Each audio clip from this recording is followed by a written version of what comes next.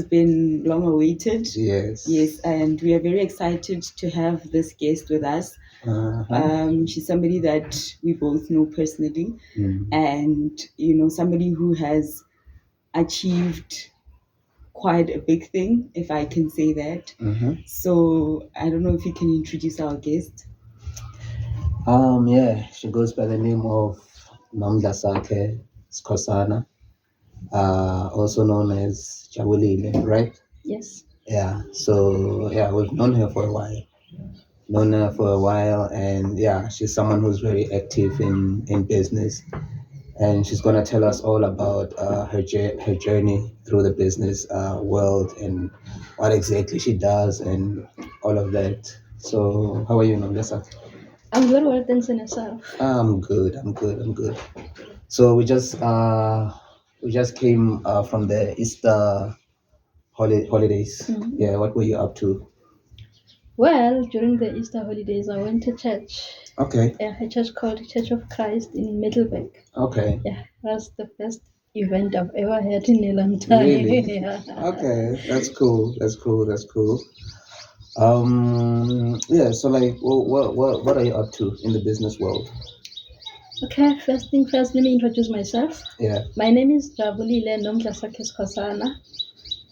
Mostly know me as Jabulile or JB because Nomdlasakhe is a new name to most people. Yeah. I'm a small business owner. I can't really say I'm an entrepreneur yet. Yeah. But I'm self-employed. I run a business called Creative Square Studio. It's based in Siabuswa. Creative Square Studio. Okay. Yeah, we do branding, printing, and design. Okay. Yeah. Okay. So we're trying to bring signage to our Kasi because most signage businesses are in Witbank, Pretoria, Johannesburg, Polokwane. So can you define signage for us? Signage. For some of us who don't have a clue what you're talking about. Okay, it's more like branding your business, depending what type of business you own. Okay. Signage is like if I can give an example, it's the boards that you see out there that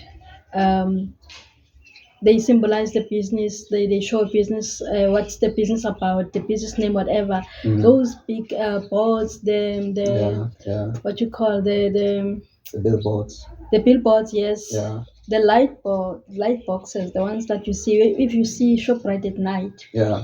It's visible at night as well. Yeah, so we call it a light box. Okay. Yeah, we have such light boxes, and we have different shapes and sizes in signage. I can't. It's broad, man. I can't even explain it in simple terms. Okay. So basically, advertising for businesses. Yeah, it's about advertising your business and being visible to your clients and your prospects. Okay. That's beautiful. Can I just go back a little bit because I heard you say that you can't call yourself an entrepreneur yet. Are you comfortable with elaborating on that? Okay. From what I've heard, or from what I've learned, is that as a business person, if you are still working for your business, then you are self-employed. But if your business can run without you being there, then you are an entrepreneur. So if you've noticed in most big companies or corporate companies, the founder is not the CEO. Yeah. So the person who owns the name, the brand, is not the CEO, is not even there to run the business. They have their own people running the business. For instance, for Sitembegwayo. Yeah, he has everyone for everything. There are people who do emails, people who run the social media part. Like there's everyone for everything. So I want to get to that stage before I can say I'm an entrepreneur. But as long as my business cannot run with me not being there, then I'm still self-employed because without me, nothing goes. So yeah, but at the same, I do agree with what you're saying. Okay. However, I feel like there are certain examples, like certain people, individuals that are the owner of the company, and at the same time they are hands-on, like they're the CEO of that company. Yeah, in some companies that's how it is, but now I wanna go the route whereby I don't have to be there to run the business. Like for instance, let's say I have a spa business. Yeah. I don't need the qualification to run that business. I can hire people who are qualified to do the job. Okay. Then I can be the owner, make sure that I create employment for everyone that's needed in the business. Okay. So I can be anywhere, anytime. Because being a business person, it's very demanding.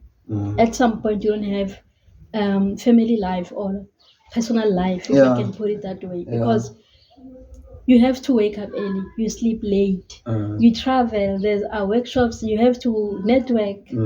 So being in your business, running it while you are needed somewhere, while they call you somewhere else, how are you gonna be divided? How are you gonna divide yourself to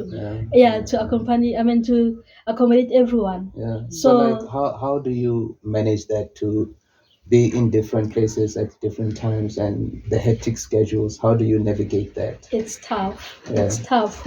At times I have to cancel. At times I have to decline some offers so that I have to prioritize. Like, you have to create a list of important and urgent things. If it's important and urgent, then it has to be at the top of your priorities. I'm not saying there are things that are not important, but look at the urgency of the matter.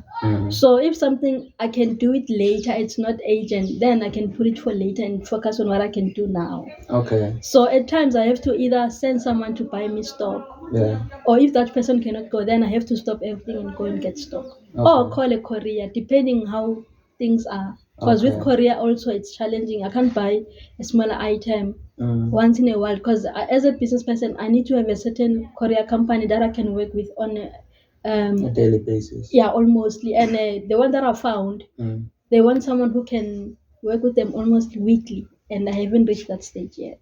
Okay. Yeah, because at times I buy enough things to last me for 3 weeks. Okay. So I can't be always sending someone, having money coming out now and then. So that's the thing. But at the end of the day, I wanna create employment. So do you always reach deadlines? Like, or has there ever been a time where you're unable to reach a certain deadline? Yeah, there has. With deadlines, if I'm unable to reach a deadline, the best thing is to communicate with the client. Let them know in time. Okay. Don't wait for them to come and ask, I've been waiting, and then you have to say, yeah, we've got this and this, we had a challenge. Then you're gonna sound unprofessional if you do that. So rather tell them, as you know, we are experiencing 1, 2, 3, so your order will be delayed maybe by 2 a day. Other times I would even offer to deliver the product. That's if it's on the same route that I'm using. I'm not gonna be leaving it west and sending it at east, because fuel consumption is something else as well. So I have to communicate with my clients. I've been experiencing challenges with some of my machines, whereby I had to tell clients, hey, brah, that order of yours, I won't be able to deliver in time. And God has blessed me with good clients, because most of them, they're understanding. Okay. Yeah, and they will be like, no, man, I'm not gonna go somewhere else. Just make sure you fix your machine so that I'll be a regular client. So yeah, that's what I've been experiencing. Okay. Do you find that having a good relationship with your clients is what helps you to have that that maintenance, they can't trust anybody else to get the job done, even if you are having challenges to deliver, they can't go somewhere else. So how do you manage to retain that relationship with the client of trust, of having them trust you to a point where they're like, I'm not going to go anywhere else, I'd rather just wait until you can fix whatever is happening? Well, in my experience, I think how you treat people is how they're gonna respect you, or how they're gonna give back to you. So customer service is everything. Like, even if something is expensive, but if they can understand you, if they can put themselves in your shoes, because I have different types of clients, and I've got clients who cannot afford, but who would like to support. There are clients who can afford, who don't care how much the product is. Then there are clients who can afford but don't want to afford. Those ones who be like, they want to but bargain. why are you charging me 50 rand whereby I can get it for 30 rand somewhere else? Then in my mind I'm like, go for 30 rand and come back and see the difference of the product. If that's the same quality, then you can go back there. But because with me, I don't like being supported by people I know or people who know me. Because some of them would be like, let's support Nomdlasakhe, forgetting already, do I need the product or not? And I want them to say, if I want to buy a diary from Nomdlasakhe and that diary is not good quality, tell me, hey, bruh, you need to improve here because we'd like to support you. Yeah, don't just be like, hey, Nomdlasakhe, you know. So I try to keep a good relationship with clients because, well, lucky for me, my business is about other businesses. I help other businesses to advertise themselves. So as long as their business is doing well, then I'm also benefiting. So I get to gain a long-term relationships with them. For instance, I work with funeral parlors. So every now and then they need printouts, they need programs, they need, if they renew, if they need, they have a new branch, they need a board for that branch. They need NCR books, the invoice books. So those are the regular things that they will need. So that's what keeps us going. And I always go a little bit extra mile for my products, trying to look different. With So how long have you been doing this for? Well, I don't know how to put this. Because I was in school doing graphic design in 2015 to 2018. Then, to 2017, because 2018 I was working for a signage business. That's when I started learning about signage. And then I only worked for 1 year. After that, 2019, 20, 21, 22, up to now, I've been on my own trying to rebuild my business. So from 2020, 2021, I've been working from home, trying to find another way of working without having to deliver, because then I didn't have my own machines. So I had to find a way of how can I keep this going. So I had to think of doing digital designs whereby I don't have to see the client. We don't have to meet. We don't have to know each other. So I can do the work via WhatsApp, send it to you, you pay me, done. So that's how it went, and that's what kept me going up until now. And then when I got the machines, I had to think other ways as well. Very interesting. That is interesting. So, I'm just wondering, what made you interested to do this line of work to begin with? What sparked your interest to say, I want to go into, designing and all of that? From childhood. From primary. During free periods, I used to just believe. I used to draw a lot. I used to try to do comic books. My own ways. So you're basically an artist. I love drawing. I love a pencil so much. Because in primary, I used to have a friend called Ndombi. When I was drawing, she would help me with coloring, because coloring for me was taking too much time. So I needed to concentrate on the concept of what I'm doing.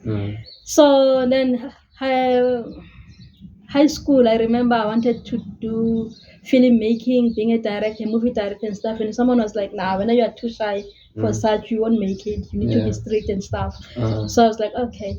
But I knew whatever I want to do, I needed to do something with drawing, So basically, like being creative. So basically, this is you pursuing your passion. And thanks to Wupi Long, because remember they asked if there was someone who can design something for Bupilom sisters, and then Garabo called me and like, JP can do it for you guys. I designed something according to their specifications, and then I gave it to them. They asked, how much do you charge? I was like, nah, I'm not into fashion design. I just did that for you guys.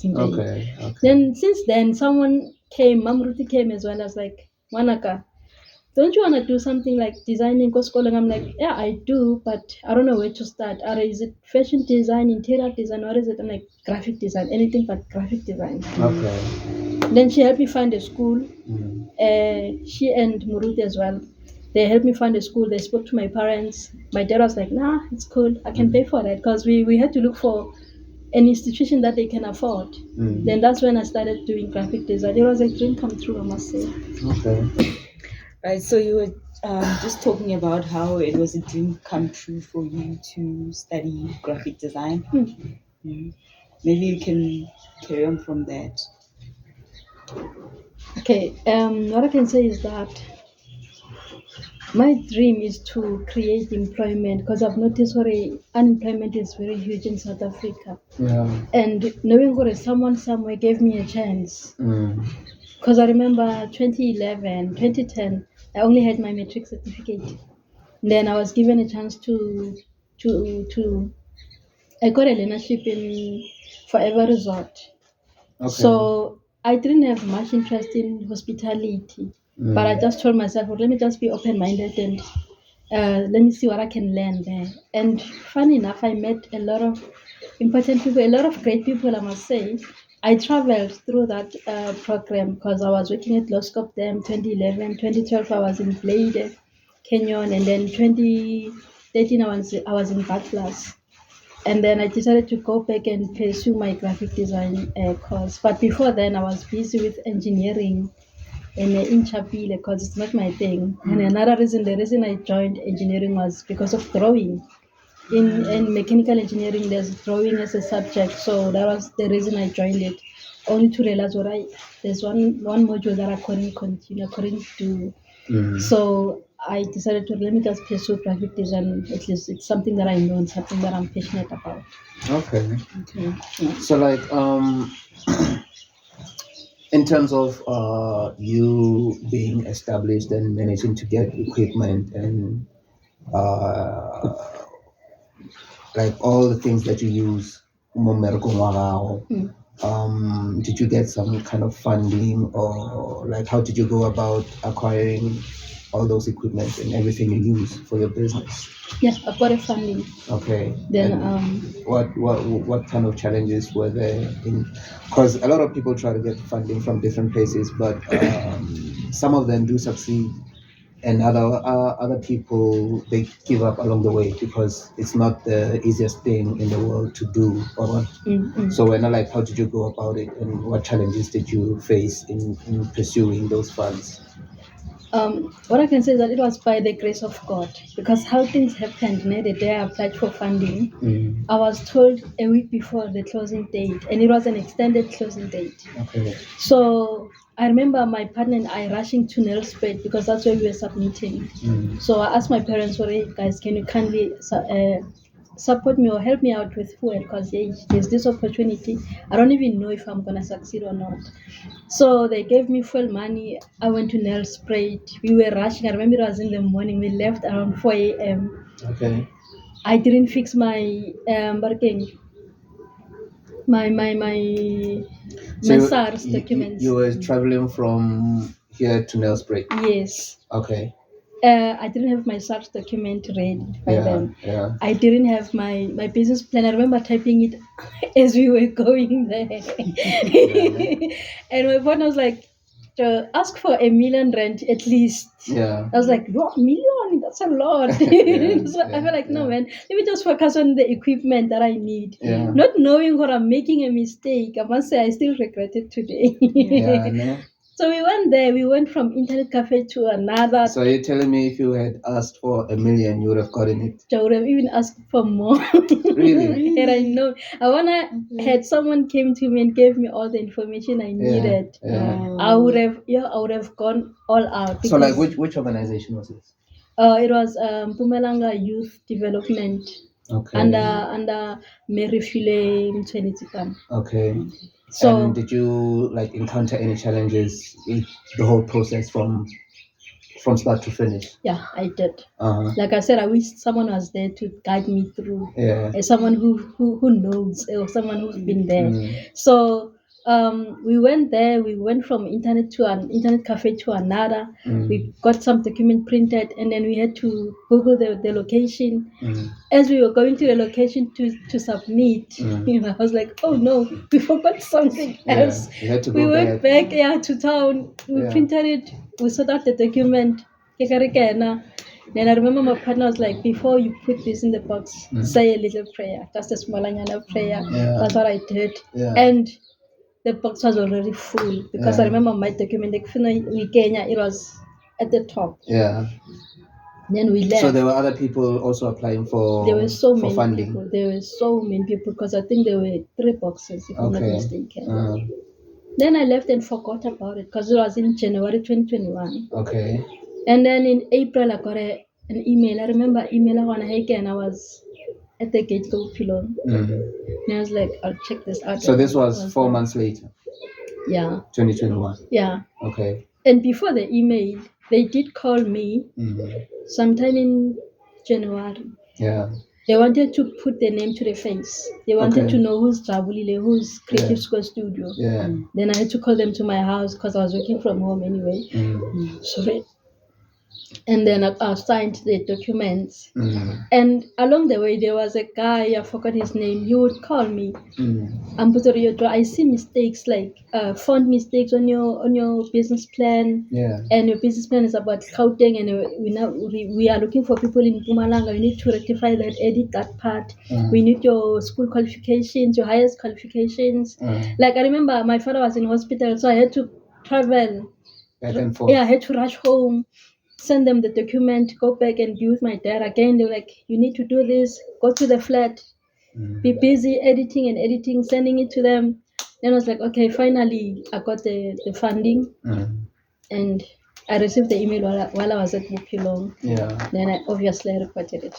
Yeah. And then we started looking for a location. Okay. Because I can't be working from home. Yeah. Yeah. Was that now part of the conditions of the funding? Yeah, that you after had to have a space where you work in. Yeah, because I created the aim was they were looking for people who are willing to create employment. So I can't be having a lot of people working at my father's house. Yeah. So makes sense. Yeah, they needed a professional place. So our thought was, let's just try a Siabusa retail center.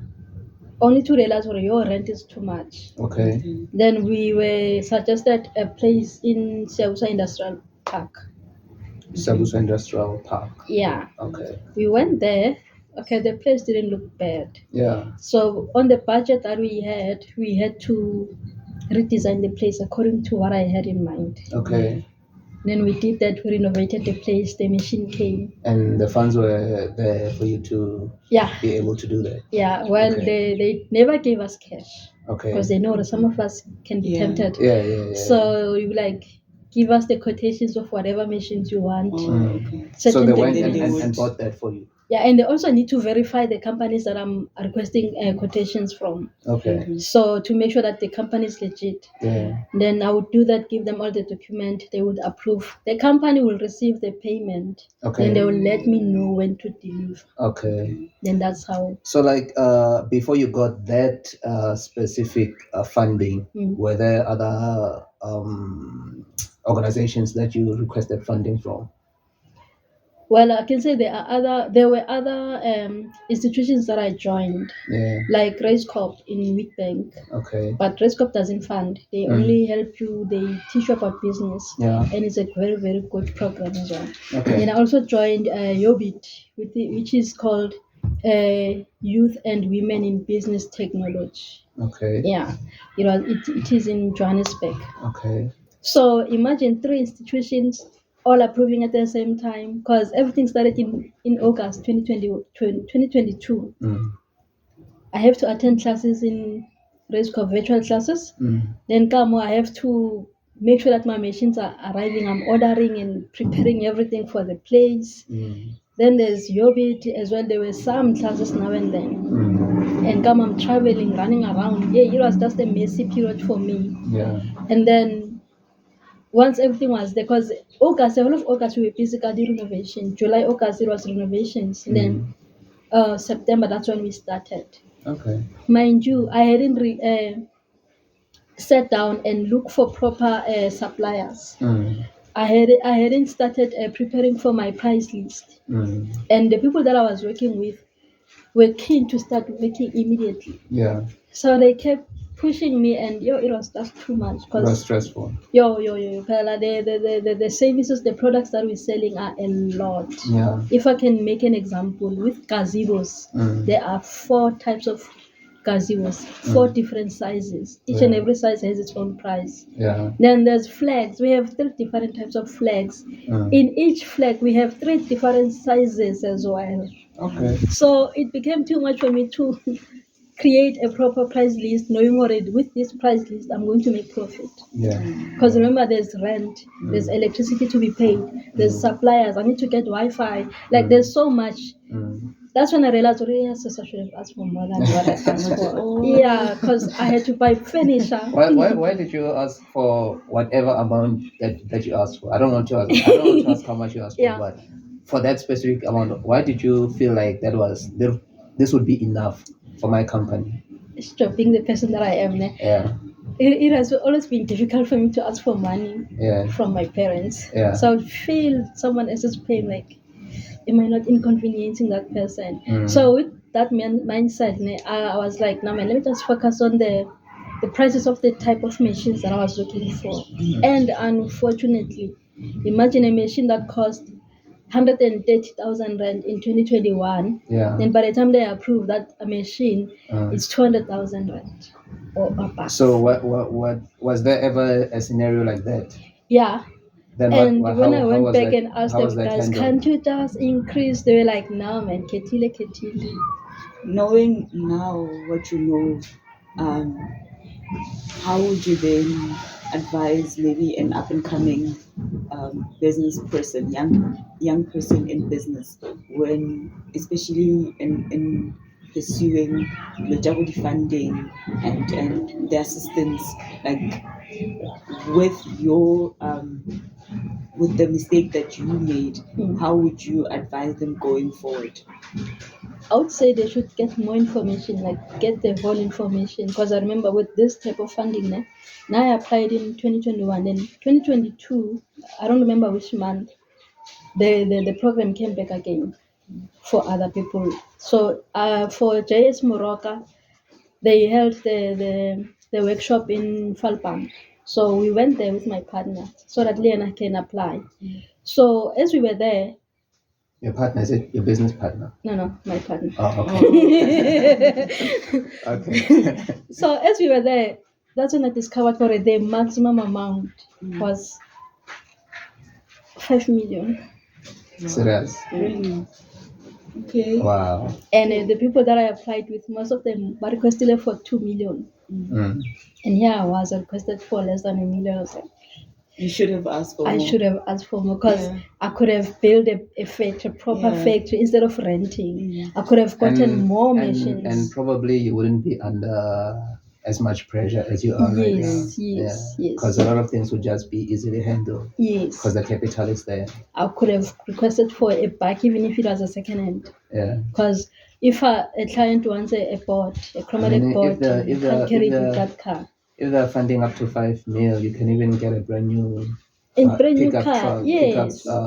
van. Yes. Yeah. So I only knew that after I was approved. I was like, eish. Yeah. But then we learn as we grow. Yeah, that's true. That is true. Yeah. But you are much more like more brave now to ask for. So basically what we're saying to any youth individual that's trying to get funding is to do proper research. Yeah, phone usually with programs like that, they do put phone numbers for inquiries. Call that number, find out, ask questions.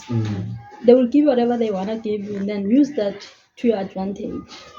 So if you don't get enough information, it's gonna be another story. Yeah, that's true. That's actually very inspiring because now I think the purpose of this episode mostly was us saying to the youth, there's a big unemployment gap, problem in South Africa, and it's just to inspire young people as well, to show them that there are other opportunities out there. You can also create employment not only for yourself, but for other people, not looking at your age, not looking at how young you are, and you should be brave enough. And also the fact that there are so many programs like you spoke about, with the information we're in the internet age where there's so much information that is available. So I think people need to leverage on that and try and get as much information as they can in order to make things happen. So I think maybe listening to your story, I think I hope that it inspires another young person out there to also pursue that journey, especially if you're looking for a job and nothing is coming together. So to consider that, that path, yeah, maybe I can start my own business, because a lot of people don't think about that. A lot of young people don't think about that. All of us, some of us, most of us are looking towards starting a career and all those things. So I think you are like a very big inspiration for that. And I hope you can inspire lots of young people as well. And also the fact that you are pursuing your dream. A lot of us are working in careers that, they were never part of the dream. So for you to do that is an amazing thing. With that, I also want to ask, because you spoke about challenges that you were facing in your business, but I want to know what what is the, like, maybe you can name 3 things or even more that you are proud of in terms of your business, in terms of yourself. How have you what have you seen that you can say, what, these are my highlights? Okay. I like the question. Throughout the experience, one thing I'm grateful for, it's the amount of people that I meet, the type of people that I meet daily. Because even some of my clients, they've been in the industry for longer than me, and then through them I get to meet other people. And attending workshops has helped me. One of my biggest highlights for 2023, it's the Women's Day function at Yobit in Johannesburg. I forgot the name of the hotel. It was phenomenal. It was the best. Like, I wish I could host such an event, Mukasi, even Mobopelong for women. Like, it was the most amazing What experience was I've going seen. on? Like, I'm curious now. No, we had so many unique things happening there. There was a live performance by this lady. I forgot her name. Then there Is she famous? No, she's not. Or still up and coming? Yes, and Okay. she's got the most nice voice. Okay. There was but again, people with drums. I forgot the name of the group. Like a as well. traditional thing? Not really, but like the theater thing. Oh, okay.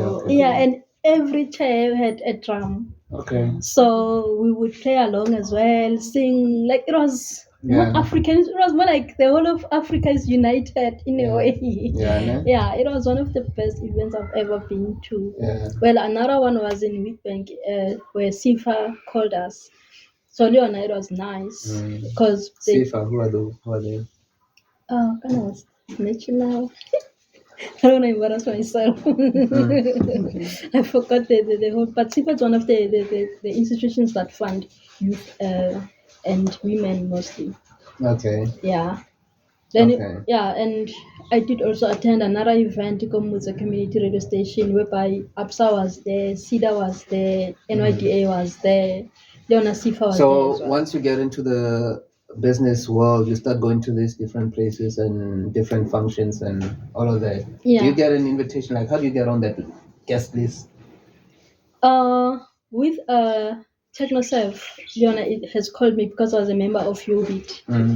And then another one, SIFA, I received from a group called 50 Plus. There's a group called 50 Plus in Siabuswa. Yeah. It's about small entrepreneur or young or youth owned business owners.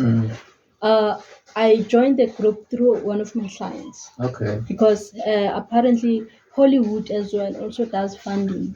You have to pitch. So the more you pitch, the more you get used to speaking in public. Hollywood, as in Hollywood acts, as in. Oh. Yeah, because they were. Thought you were talking about Los Angeles or something. Hollywood beds. Yeah. All right. Two of the members of 50 Plus came to my office requesting for printouts because they were up for a pitch. Okay. I don't know, was it in Witbank or where? I don't know. I don't remember. So they came a day before. So I had to rush and help them out. Then they were like, why don't you join 50 Plus? Like, what's that? Then that's where I got more of the information. Now I'm also part of a group under JS Moroka called Women in Business. So they've noticed for most tenders under Jais Moroka are given to male business owners. Yeah. So they created a platform for women. Okay. They call it LED LED, something like that. Okay. I joined it as well. Should anything happen, Kokasi, I wanna be part of it. I wanna be everywhere, man. Because I wanna participate. I wanna find a way to give back to the community. Yeah. Even though. So when you are part of these organizations, then you get invited to such occasions. Yes. Yes. Okay. Yeah, and then even Mega, it's a government institution. It's working together with Mpumalanga Youth Development. Yeah. So they are the ones who were doing the funding. So lucky for me, I'm right next to their offices in Siabuso. So Mr. Mapula is one of the business advisors that I work with. Okay. So Libana, whenever there's an opportunity, they will let us know through emails. Sorry. So there's an invite, and some of the invitations, the professional, you need to RSVP, and they sometimes they don't even request Oroteli +1, so you must come alone. You'll meet people there. So, like, what advice would you give to any youth person that wants to, get their business started, but they don't have the means, they don't have the cash, they don't have the capital? Like, what advice would you give them? SIDA is there, SIFA is there. SIDA will help you if you only have an idea. SIDA as in SEDA. Yes, SIDA. Okay. Yeah, go to their offices. They do assist with a business plan. You have to have a business plan? No. You can just go with the idea. They will help you with the business plan. Because if you go to SIFA, SIFA will send you to SIDA so that you can get started. So where do you start? You start at SIDA? SIDA, yes. Okay. Then they will assist you with your idea. Because Linda, I remember we were in Kroblasdal with my partner, and then we decided to just visit one of the offices there. Then the lady she asked, because my partner was the one who was asking questions. She asked him, which industry are you in? He told her, and then she was surprised by my quietness. I was like, why are you quiet? Like, no, man, I'm just with this guy. Like, aren't you in business like I am? So why are you quiet? What type of business? I'm like, printing and design. Like, we're actually looking for people like you. Why were you quiet? I was like, no, man, I needed to understand what is he looking for. And sometimes as he speaks, he's asking, he's asking the type of question I would. And then when at the time, were you not looking for funding? No, it was after I got the funding. Oh, it was afterwards. Yeah, it was after. Okay, so you were already like sorted. Not really, but I was still starting out. I didn't want to overload myself with so many things. Okay. So I needed to finish with Mega and youth development. Like I needed to be done with the funding, and then because every week I was busy.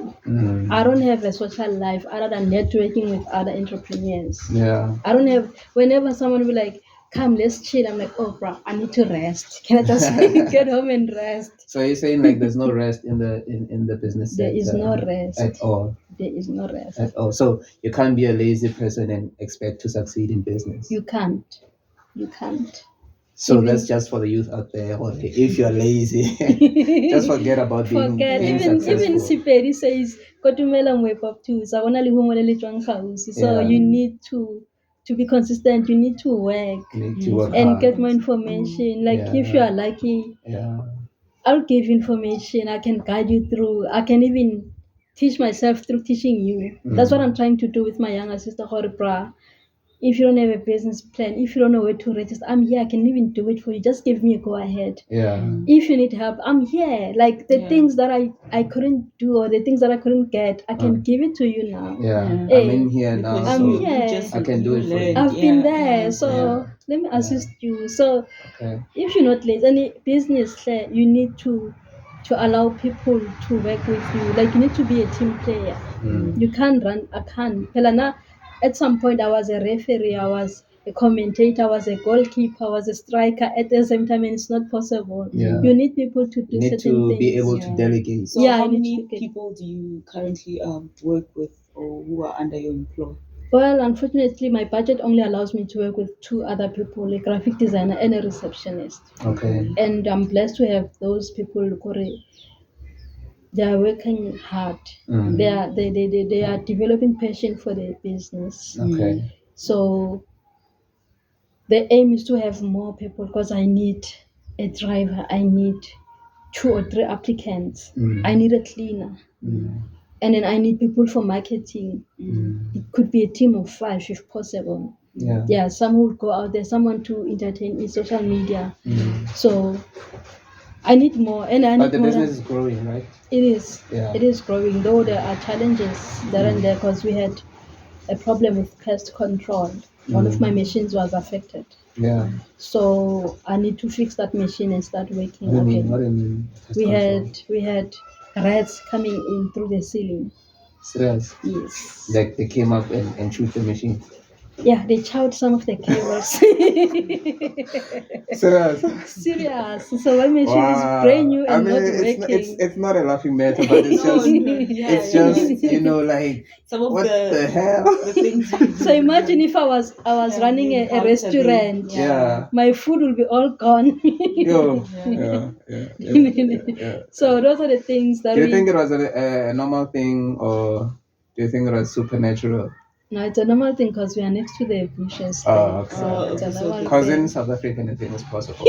I know. Anything is possible. Yeah. But with pests, killing them was not an option because you'll kill them, there'll be more coming in. So I need a solution to get rid of them completely. So that they don't even come close to the area. I had to. How did you handle that? Yes, I'm still doing it, but the option I had. It's not yet handled. No, the option that I had was to just cover up all the spaces, the holes and stuff. That they could crawl through. Yeah, because they came through the ceiling from outside. Oh, you could get a cat. Then how am I gonna? How am I gonna take care of the cat? Because you know how cats are. Cats are independent animals. But I imagine I'm busy in my office on the computer, and then a cat is busy on my legs. It's a pet. And it's just. I wanna know. You could get a cat. The cat will be your pet. It'll chase away all the rats. Problem solved. I'll give it a try because you're not the first person to have mentioned that. No? Yeah, I said I grew up around cats when I was a baby. Yeah. You don't like cats? I'm not a big fan. I don't have a problem with cats, but I'm not a big fan of the cats. No. Yeah. They're clingy, the cats. So. Clingy? Yeah. Compared to dogs? Yeah. No. Yeah. Cats, touchy. No. Like, seriously. Cats are more independent. Like you can walk through the door and a cat will just ignore you. Like as you enter. But then at my grandma, I used to be watching a TV and then suddenly something fluffy hit on my mouth. So it was a bit uncomfortable. So imagine and then something like that happens. Yeah, Mara, compared to a dog, like the minute when you walk through the door, the dog is all over you. Yeah, I know. Yeah. So cats are more like, they have more pride and like they don't need you. And sometimes they can even go away for days. Yeah. And then they'll come back. After like 2 weeks. So I should leave it in there, alone in the dark. Just obviously you might have to feed it here and there. And it'll just kill the rats for sports. Poor cat. When you go home, when you go home, it's your pet, right? You go with it. Go on. But the rats are more active at night there. Maybe for a couple of days, you might have to leave it there, or handle the issue and all that. I will try. Because if I have to take it at home, then I have to communicate with my family members. Or guys, are you cool with the cat? Nah. Yeah. Yeah. So I'll just an option, just an idea. Because rats are savages. They will destroy everything. And like, I don't know what is it about rats. It's like they don't eat necessarily out of hunger, just to destroy. Just like they have that need to just chew something. It's like they want to taste everything that they see. So during that process, they damage everything, things. even the table. Like, is this edible? Like everything. So I don't know. Like, you have to protect your property. Yeah, have you tried rat poison? I tried red tex. Didn't work. It worked. Then I tried. You know that thing is sticking. It's more like a booklet. Oh yeah, I want. Yeah. Yeah, it caught a few rats, and besides, I have a phobia of the rats. Oh. Because Then, they'll still be alive. yeah, But I remember they're just stuck. I didn't enter first. I was still parking the car, and then Subu entered. And then he was like, "Ceci, there's two rats caught in there." And like, "Oh, Jack, can you Yeah. please Handle do that. something?" Yeah. Take care So of he that did issue. that. Mm. I didn't have to see them, and then I even got alipirimi twice, and I realized that alipirimi can be dangerous to us as well by mistake, because there's a kitchen there. Yeah. So what if I leave it somewhere and forget it there, or I touch it and not wash my hands thoroughly? Yeah. Like you have So- to be extra careful with that one. Yeah. So I realized that, and it's also hard to find. Yeah. And I heard that it's actually illegal It is to To sell I was it or about to to buy say, it. Is yeah. it to sell it or to buy it? to sell Or it. both. To sell it. To sell it. Yeah. Yeah. And then, but you can still get it. Like it's there if you read It's about only it. fair It's if you there. buy it for good intentions than to kill someone Yeah, or to kill yourself. obviously, yeah. Yeah, but human human behavior, you can never predict. You can human never behavior. predict Yeah. a person's And intentions. also the You person can't- who's selling it, they're just trying to sell it. Yeah, Yeah. you They don't can't really. guarantee They don't really. You know, what's going to happen. They're not really into that. Oh, or yeah. they- just Can't like really- buying What do you want to petrol use it for? in a small container. Yeah. You can't Yeah. really, yeah. Uh, Yeah, you just have to. Anyway, So yeah, but those are the challenges of business, man. Or like sometimes you get animals like rats, Even destroying things. snakes. Because rats will cause snakes, will invite snakes. Especially the fact that we are next to the bushes. So whenever summer comes, I'm terrified because it's hot inside and you need to open windows and doors just for fresh air. The next thing, there's a snake inside. Yeah. What if it bites one of the employees? So And I think the best option about it, like as you said, or just to cover up all the holes. Mo e leng hore di tsena ho ona, wa bona? Yeah, I think that would be the best solution in that scenario. Yeah. then there's load shedding again. How do you handle load shedding then? Well, I bought a generator, a big generator. Ne? I only use it if ever a job must be done and it's a big job. Otherwise, I don't always have to buy it. I mean, I don't have to use it.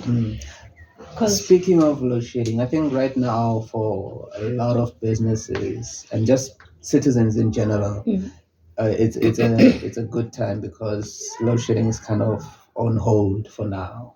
due to the Like elections. I don't remember the last time there was load shedding, but I think it was a month ago. When was it? When was the last time we experienced load shedding? almost Sometime 3 in March. weeks. some 3 weeks, almost a month, Yeah. a month. Only because of elections. Yeah, upcoming elections. Okay, yeah, Mara, yeah, I do agree with that. So, Yeah, that's the sentiment. So right now is the perfect time to get work done, as much work as you can do, as you can get done, because there are no interruptions and all of that. Yes. Yeah, and yeah, so for a lot of businesses, at least, well, what's stable for now. Yes. I hope after the elections, continue this way because it shows what it can be done.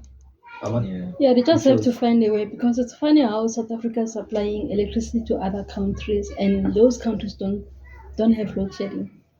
Yeah, but I think the reason for that, I'm just thinking. I'm not even sure about the facts, but obviously, there must be a contract in place where you're gonna supply us with so much energy for so long. Even if it means And sacrificing then- your own energy. Yeah, but the thing is, Angara, if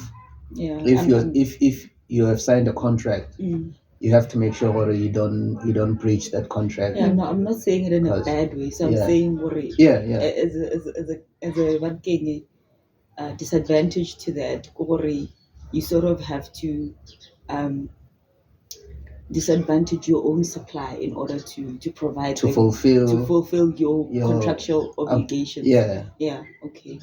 So that's basically what's happening, and then but I think it can be done fairly altogether. I mean, if they can hold it off for such a long period of time, like it's almost a month now, and we're still heading into the elections. All right, it's quite possible we may even get to the elections without there being load shedding at all. And if that's possible, it's actually possible to postpone it infinitely. Why not? So it's something that can definitely be done. So I think sometimes we just have to focus on the people rather than ourselves as leaders. Why not? Yeah, I think if you have that mentality, then we'll be stronger as a country. We'll be stronger as people, as a community.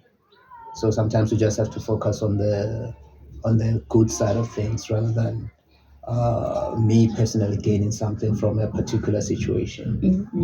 Yeah. I want to go back a little bit to the topic at hand, because now I have a question in terms of like just brought up when you said leadership, because being a leader as well, you spoke about wearing so many caps within your business, having to do everything, So now I want to direct it towards being a leader as a woman.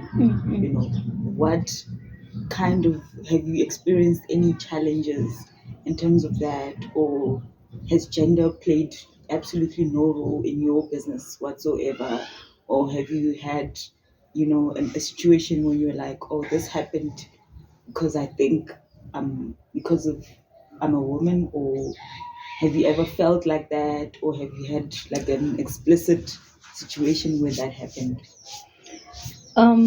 What I can say is that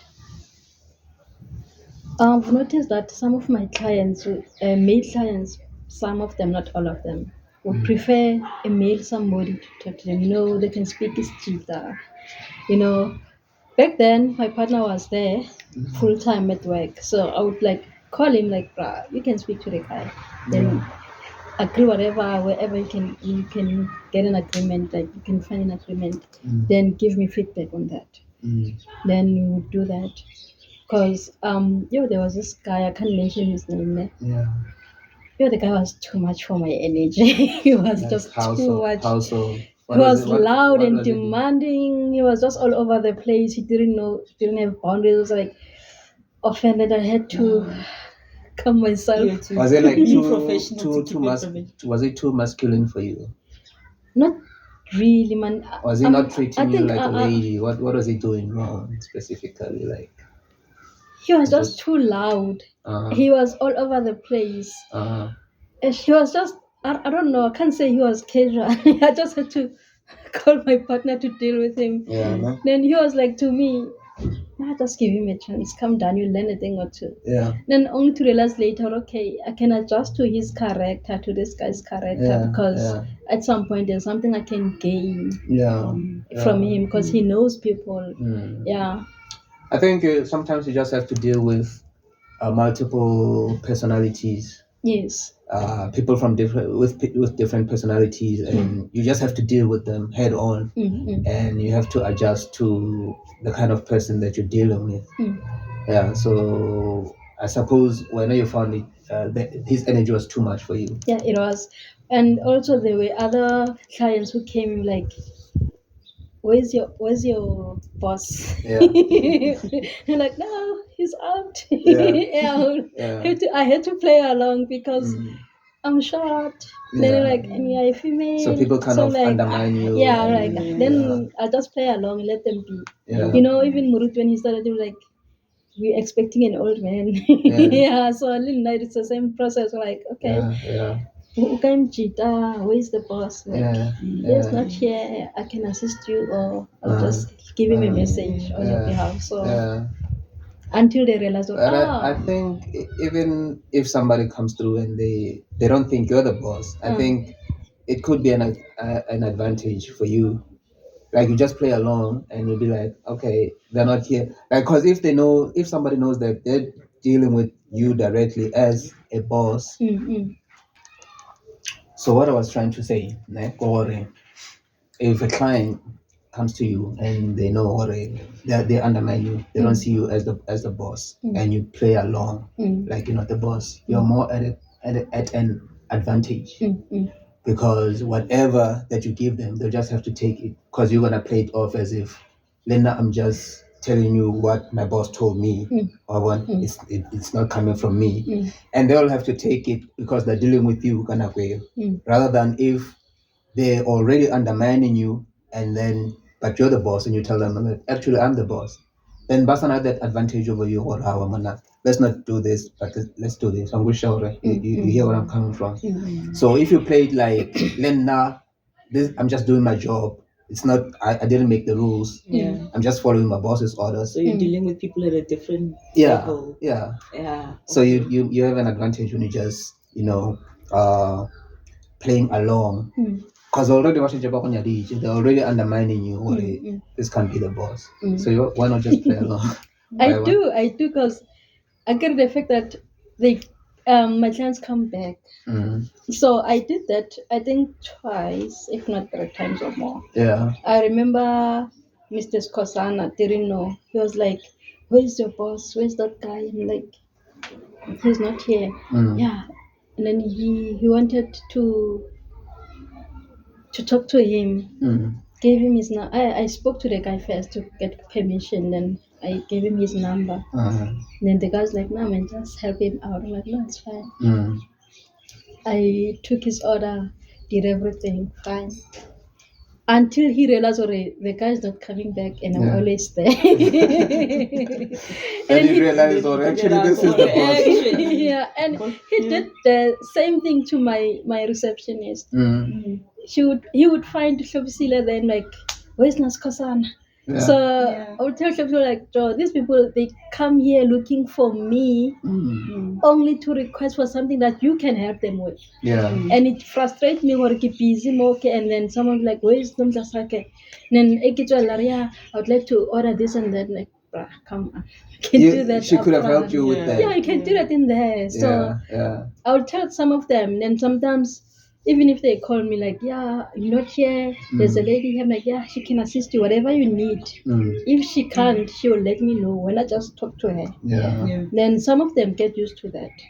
And then she's able to take orders while I'm not around. Yeah, and then the other guy as well, he's in Komhlanga. I had to install a sunblast on his sliding door. Sunblast. What's that? It's a grey vinyl they use to decorate sliding doors. Like the flowery things Yeah. normally on sliding doors. So now he had it with in his bedroom. It was his working wardrobe. Okay. So the first time he met me, he asked, where's the team like we're gonna be installing with? I'm like, "No, I'm on my own." Like, this thing should be easy. If it's like only one, I'm like, I can do it. And then I went and did it. And I'm just like, "Where's the equipment?" Because I only took out the roll, the step ladder, and some smaller pieces of the things that I use.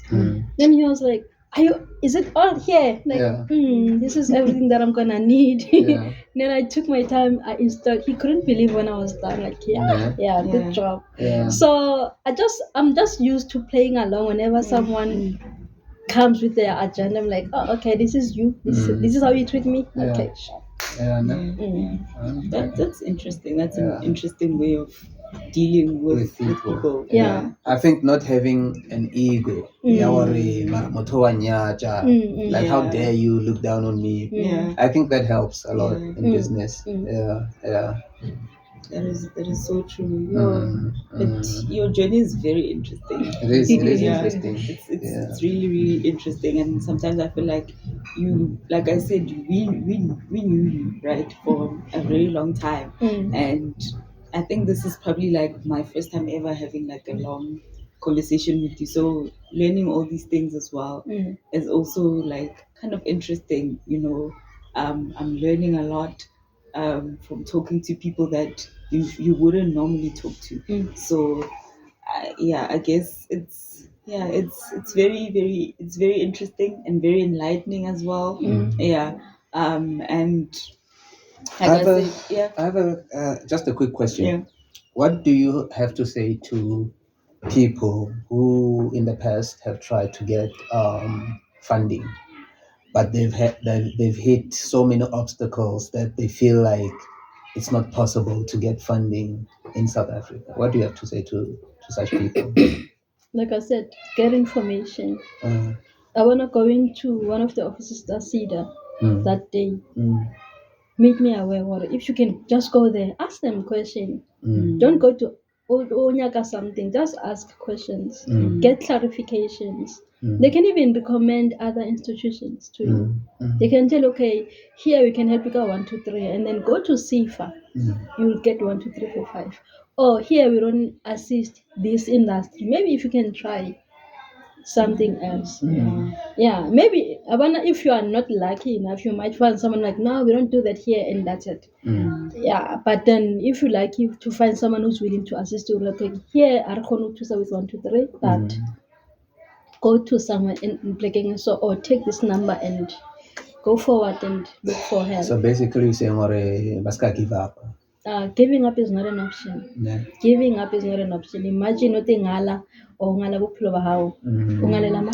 Because as Bontle mentioned earlier, like a lot of the unemployment rate is overwhelming, and a lot of people are educated, but they baduji right now. They don't have a way forward, and like we have to get it into our brains, our minds, or let me start my own business. And the moment you start your own business, even if it's a small business, you if you have funding, like us Nomdlasakhe, you start employing people, then there's less and less people need to go out and find work. And so the economy is growing, people are surviving, people are getting employment, and life is going, life continues. So we definitely have to have that mindset, oh, let me go into business. Because a lot of us are kind of programmed to say, okay, I go to school, I go to college or university, and then I go find work. But few of us have that mentality, let me start my own business.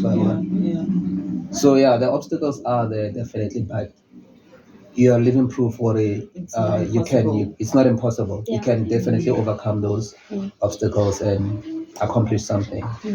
Yeah, so you are an inspiration. You can start How small. old are you, if you don't mind me asking? I'm 36. She's 36, so she's still relatively young. And Otomile Sale youth, basically. So yeah, you're definitely an inspiration to other young people out there. Because it's stressful and it's depressing being unemployed. Yeah, so definitely. Sorry to cut you. No problem. People should be open-minded. Yeah. Like I was given a chance when I had only matric. I joined hospitality. It's not interest there. But because of that, I was able. That's why I discovered what Maramose. I can be an entrepreneur. Yeah.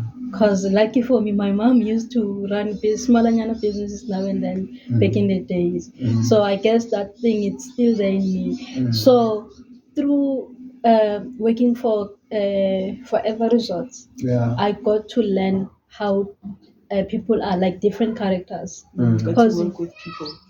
at Loscop, them 99% of their clients or 90% of their clients speak Afrikaans, and some of them don't even bother speaking English with you. They will speak their mother tongue. You just have to learn, and the way to learn through. Then play the Kenya. How did you deal with such people? I got to learn Afrikaans there. Yeah. Because who is that? You're like, what are you saying? Yeah. And then colleague like, no, how much is that? Yeah. And then you get used to those words. I'm like, oh. So I ended up understanding Afrikaans more than I could speak it. Yeah, so I would answer them in English, but I would let them speak their own language. Okay. And then did they give you an attitude, or you were not speaking their language? Some did. Some so didn't. They were expecting you to reply in Afrikaans. Yeah, Some, but there were those who like, as long as I can hear you. As long as the communication can flow. Yeah, you don't have to force me to speak English like you do. Yeah. So it was okay as long as we could understand each other. And what about those who never expect our like Africans? How did you They handle? would ask for someone else. Then I would ask a colleague who speaks Afrikaans and then allow them to assist them. And how did it affect you? Like, did it impact you negatively? I felt small at some point. Like, oh, okay. Then I had to just stand there and listen and observe. Yeah. So even in Bad Plus, I was working co-reception, but mostly behind the scenes where we would make reservations. So I was always on the phone. So there would be a client calling in trying to make a reservation, and they would speak Afrikaans and like, bruh, I can hear you, but yeah, now because he hates English, they be like, can you please find me someone who speaks Afrikaans? Yeah. Then I have to put the phone on hold, ask someone who can assist, and then transfer the call. Otherwise, if there's no problem, like I said, there's no one. Then Wangala, oh, he takes what I can give. So that's how it was. Well, you've been through the most. At Back Plus, I cried a lot. Serious? I remember after a phone call, Yeah. I hanged up, locked the phone, went to the bathroom, and Cried. yeah, because you'll be shouted at by clients for mistakes that are not even yours. Yeah. Just for the simple thing like a language. Not always a language. Yeah. Like a mistake, agree the reservations when you make them, the system would let you know what this reservation was made by who. And then the changes did like a man. Like you answer the code because you use a code. You didn't want to okay, Jabulile would assist this client to make the reservation. And then if you check in Sophia or Mang Mangena I checking in. Yeah. So crowd the check on the notes. I'm not the one who did this reservation, and then this person is shouting at me. Like, what did I do? And you need to supposed to just know what happened. Yeah, so there was a time as well we did the follow-ups for unpaid reservations because we need to make sure that I will be fully booked for nothing. So we need to follow up on clients. Did you make payment? Can you make payment? Should we cancel the reservation and stuff? Yeah. Then we'll still get the shouting. Yay, people. Okay, so now we're still talking to Sis Nomdlasakhe about being a young person in business and some of the challenges that she has faced, and it's been such an interesting conversation. Yeah. Now I want to know, where do you see or where do you want to see yourself or your business in the next, let's say, 3 years? I would like to see myself generally a factory because the aim is to build a factory with all the machinery in there and I don't know 11, 12 people working there, and then with branches around Jais Moroka, Tembisile Hani, then we can go to other provinces as well. Yeah. Like, which area are you working in right now? I'm in Siabuso, And then the provinces? Bumalanga. Okay. So, but you're catering for both Mpumalanga and Limpopo at the same time because they're close to each other, right? Yeah, actually, I cater for anyone nationwide. Okay. Because there's deliveries. Yeah, even though there are some products that I cannot deliver them. Yeah. Yeah, but I can only offer them what I can deliver. Yeah. Yeah. Yeah. So, but then anywhere in the country, if a client calls you, you'll be able to come through and provide your services to them. Yes. That's cool. That's very cool. We wish you all the luck in the world in your future endeavors. Thank you so much. Yeah. And this is a very beautiful conversation as well. And I hope, as you've been saying throughout the episode, that it has inspired more young people to pursue businesses, especially young Black people. Bamokasi, like you said, you are passionate about the area that you come from and Rato Verga around there and the people that, you wanted to bring those services to people that are in that area. Yes. So I'm hoping to see a lot more young people as well pursue their own businesses, not just go to Gauteng, because a lot of us are thinking that's where the opportunities are. Yes. Go Gauteng in the big cities as well. So I think that this should be inspiration or motivation for any young person who wants to start their own business.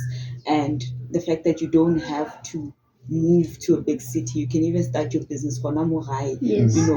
and work towards bringing those services closer to people so that they don't have to go too far or create such services. But thank you so much for joining us. This has been such an enlightening conversation, and we wish you all the best. And in whatever you are planning to do in future, we hope that you succeed. And yeah, I think this about wraps up our conversation. Like she's been through a lot, hey. Yeah. She's been through a lot. That is true. She's been through like handling difficult customers, being undermined. Yeah. There's also been some racial issues there. She's experienced some racism. There's some, or like she's been through the most. Why one? Come okay, she's dealing with rats in the building. Come on, she's tired. She's not getting enough rest. She's just working tirelessly. So it just goes to show in order to be successful in business, you're dedicated, and then you cannot be a lazy person. You cannot be weak. So she's a strong, independent young lady, and like now she's not definitely one motivator or it can be done. Definitely. And like so she's inspirational. So we wish you all the best. And like o ka re company ya go ka gola, and le rena other youth, the youth out there, gore le rena we can also do it. So now thanks for being our guest for today, and giving us your story, telling us your story, and all the best. Hey. Thank you so much, and thank you for the opportunity. It was a great conversation. It was a great conversation. Yeah. It was definitely. Yeah. Okay. Yeah. All right. As we wrap up, I hope that this episode reaches the right ears, and I hope that to anybody who's been considering going the business way, starting their own business, this is the push that you needed. This is the motivation that you needed. And thank you so much for joining us on the Bophelong Youth Podcast. Until next time. Yep. Yeah.